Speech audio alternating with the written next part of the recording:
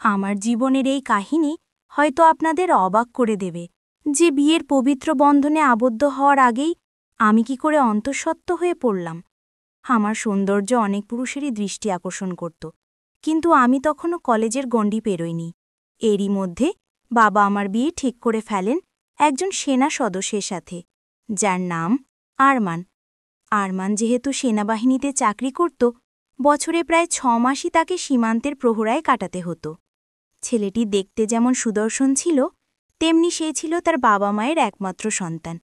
তাদের পারিবারিক অবস্থাও যথেষ্ট ভালো ছিল, তাই সবকিছু বিবেচনা করে বাবা আরমানের সাথে আমার বিয়ে পাকা করেন। আমার নাম মায়া। আমরা এক ভাই ও এক বোন। দাদু বহু বছর আগেই পরলোক চলে গেছেন, কিন্তু আমার দিদিমা আমাদের সাথেই থাকেন।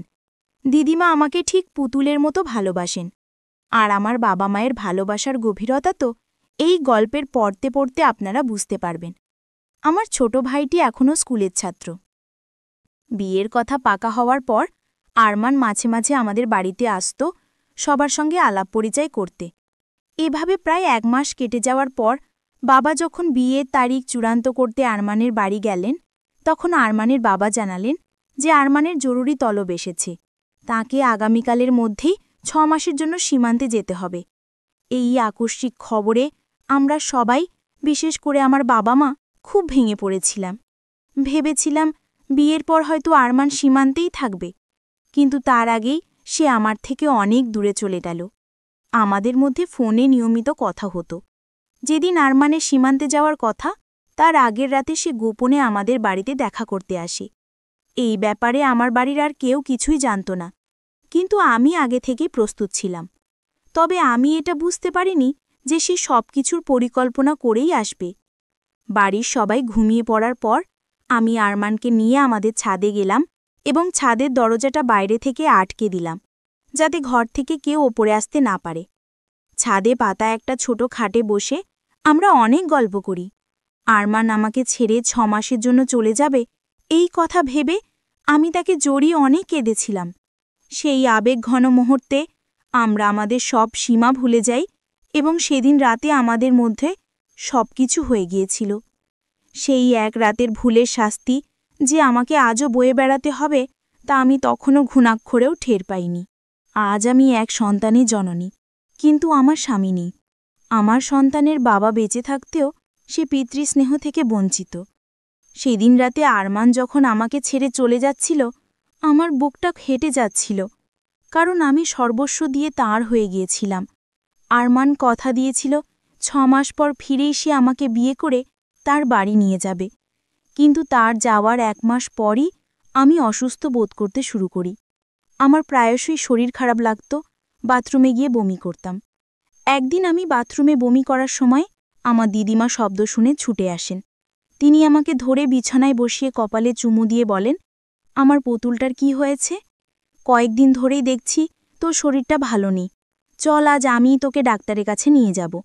আমার শরীর এতটাই খারাপ ছিল যে আমিও ডাক্তারের কাছে যেতে রাজি হয়ে যাই, কিন্তু আমি স্বপ্নেও ভাবিনি যে ডাক্তারের কাছে গিয়ে আমি নিজের সম্পর্কে এত বড় এক সত্য জানতে পারব। ডাক্তার আমার পরীক্ষা নিরীক্ষা করে যা জানালেন, তাতে আমার পায়ের তলার মাটি যেন সরে গেল। ডাক্তার বললেন আমি গর্ভবতী এবং সময় পেরিয়ে যাওয়ায় গর্ভপাত করানো সম্ভব নয়। সেদিন আমাদের সাথে আমার ছোট ভাইও গিয়েছিল।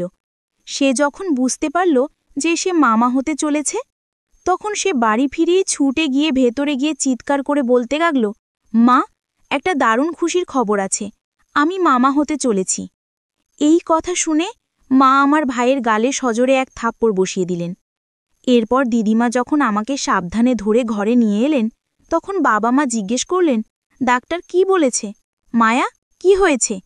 দিদিমা তাদের মুখের দিকে তাকিয়ে শান্তভাবে বললেন, মায়া সত্যি মা হতে চলেছে। এই কথা শোনা মাত্রই মা আমার দিকে টেরে এলে দিদিমা তার হাত ধরে ফেলেন এবং বলেন, খবরদার, আমার নাতনির গায়ে হাত তোলার চেষ্টাও করবি না। তোরাই তো ওর বিয়েটা পাকা করেছিলিস। বিয়েটা দিয়ে ওকে শ্বশুরবাড়ি পাঠিয়ে দিতে পারতিস, তাহলে আজ এই খবর শুনে তোরা সবাইকে মিষ্টি খাইয়ে দিত। সব দোষ তোদের, এতে মায়ার কোনো দোষ নেই। আর যদি তোরা ওকে নিয়ে কোনো আজেবাজে কথা ভাবিস, তাহলে আমি আমার নাতনিকে নিয়ে এই বাড়ি ছেড়ে আমার গ্রামের বাড়িতে চলে যাব এবং আমার সমস্ত সম্পত্তিটি ওর নামে লিখে দেব। সেদিন আমি দিদিমাকে জড়িয়ে ধরে অনেক কেঁদেছিলাম, কারণ আমি ভাবতেও পারিনি যে এক রাতের ভুলের জন্য আমার জীবনটা এইভাবে বদলে যাবে। আমার বাবা তার একমাত্র সম্বল, সবচেয়ে দামি জমিটা বিক্রি করে নগদ 15 লক্ষ টাকা তামিমের বাবার হাতে তুলে দিয়ে আসেন, শুধুমাত্র আমার বিয়েটা যাতে তাড়াতাড়ি হয় সেই আশায়। আমরা ঘুণাক্ষরেও টের পাইনি যে এটা ছিল আমার হবু বর এবং শ্বশুর শাশুড়ির যৌথ ষড়যন্ত্র। 15 লক্ষ টাকা পাওয়ার পর আমার বাবা যখন আবার বিয়ের তারিখের কথা বলেন, তখন আমার শ্বশুর জানান যে ঘর মেরামত করার জন্য তার আরও 3 লক্ষ টাকা লাগবে। আমার বাবা সেই টাকাও তাকে দিয়ে আসেন। এত টাকা পাওয়ার পর আমার শ্বশুর তার ছেলেকে অসুস্থতার মিথ্যা মেডিকেল সার্টিফিকেট দেখিয়ে 15 দিনের ছুটি নিয়ে বাড়িতে আনেন। সেই ফিরে আসায় আমরা সবাই খুব খুশি হয়েছিলাম। কিন্তু বাবা যখন বিয়ের তারিখ পাকা করতে তাদের বাড়ি যান, তখন একটা দামি 4 চাকার গাড়ি এবং আমাদের বাড়িটা মায়ার নামে লিখে দেওয়ার দাবি করেন। আমার বাবা তাদের পায়ে ধরে কেঁদে বলেন, আমার যা ছিল আমি তো আপনাদের সব দিয়ে দিয়েছি, আমাকে আর নিঃস্ব করবেন না। বাড়িটা দিয়ে দিলে আমার ছেলেটাকে নিয়ে আমি পথে বসব। তখন তামিমের বাবা বলে, বাড়িটা তো আপনার মেয়ের নামেই থাকবে, ভয় কিসের? আপনি যদি গাড়ি আর বাড়িটা দিতে না পারেন তাহলে এই বিয়ে হবে না। বাবা সেদিন বিধ্বস্ত হয়ে বাড়ি ফিরে দিদিমাকে সব কথা বলেন, আর আমি আড়াল থেকে সবটা শুনে ফেলি।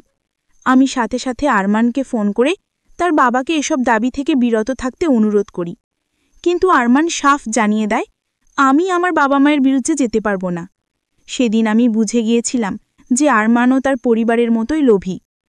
আমার বাবার চোখের জল দেখে আমি বুঝতে পারছিলাম আমার এক রাতের ভুলের শাস্তি পুরো পরিবারকেই পেতে হচ্ছে। বিয়ের দিন মণ্ডপে মালা বদলের ঠিক আগে তামিমের বাবা আমার বাবাকে উদ্দেশ্য করে বলেন, ভাই সাহেব, গাড়ির চাবি আর বাড়ির দলিল আমার হাতে দিলেই এই বিয়ে সম্পন্ন হবে। এই কথা শোনার পর আমি আর স্থির থাকতে পারিনি। আমি মণ্ডপ থেকে উঠে গিয়ে বাড়ির দলিলটা সবার সামনে আগুনে পুড়িয়ে দিই। তামিম হতভম্ব হয়ে আমার হাত ধরে বলে, মায়া, তুমি এটা কি করলে? আমি তখন সবার সামনে তার গালে সজোরে এক থাপ্পড় মেরে বলি, তোর মতো লোভী মানুষকে বিশ্বাস করাই আমার জীবনের সবচেয়ে বড় ভুল ছিল। তুমি এই অসহায়ত্বের সুযোগ নিয়ে আমার বাবা মার কাছ থেকে লক্ষ লক্ষ টাকা হাতিয়ে নিয়েছ। আমার শ্বশুর তখন বলেন, বেশি বাড়াবাড়ি করলে আমরা বিয়ে না করেই ফিরে যাব। সেই মুহূর্তে আমার দিদিমা তার গালে এক থাপ্পড় মেরে বলেন, তোর মতো লোভী মানুষের বাড়িতে আমি আমার নাতনির বিয়ে কখনো দেব না। এরপর দিদিমা যৌতুক চাওয়ার অপরাধে পুলিশকে ফোন করেন এবং পুলিশ এসে আমার শ্বশুর ও তামিমকে গ্রেপ্তার করেন।